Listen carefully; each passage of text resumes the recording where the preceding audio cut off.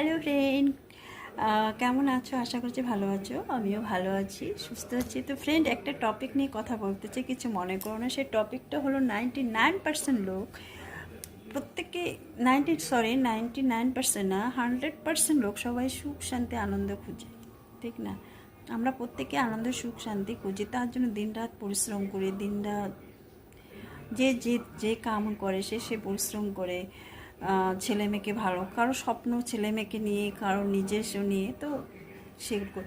তো পরিশ্রম করার ফল সেই সুখ শান্তিটা আনন্দ আমরা যে টাকা পয়সা দিয়ে ঘোরাফেরা দিয়ে যেটা আমরা চাই, সেটা ক্ষণিষ্ঠ সময়ের জন্য হয়, সেটা চিরস্থায়ীর জন্য না। যতটুকু পর্যন্ত তুমি ঘুরলা, যতদিন ঘুরলা, অতটুকুই আনন্দ।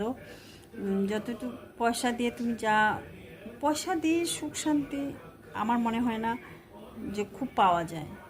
কিছু সময়ের জন্য পাওয়া যায়, কিন্তু খুব চিরস্থায়ী না। সেটা সুখ শান্তিটা হলো নিজের অন্তরের কাছে। ডাল ভাত খেয়েও সে সুখ শান্তিতে থাকা যায় যদি অন্তরে সুখ শান্তি থাকে।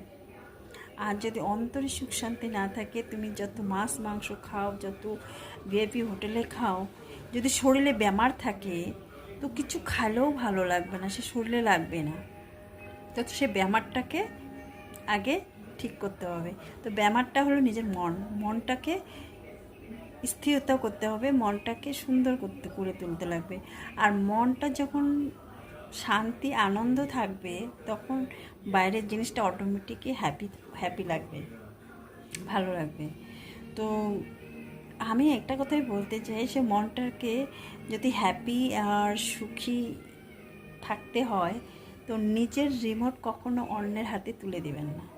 নিজের সুখ শান্তিটা অন্যের কাছে তুলে দেবেন। আজকাল বেশিরভাগে দেখা যায় 99% লোক নিজের রিমোট অন্যের হাতে তুলে দেয়। দেখুন, তার প্রমাণ এটাই যে অন্যে তোমাকে ভালো বললো, প্রশংসা করলো, তো তুমি খুশি হয়ে গেলো। তোমাকে কেউ একটু খারাপ কথা বলে দিল, দুঃখী হয়ে গেলাম না। এটা আমার সঙ্গেও হয়, তো আমিও অনুভব করেছি, তাই তোমাদের কাছে বলতেছি।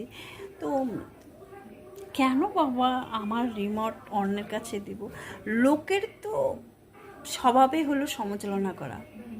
ভালোটাকেও খারাপ বলতে পারে, খারাপটাকে তো খারাপ বলবেই।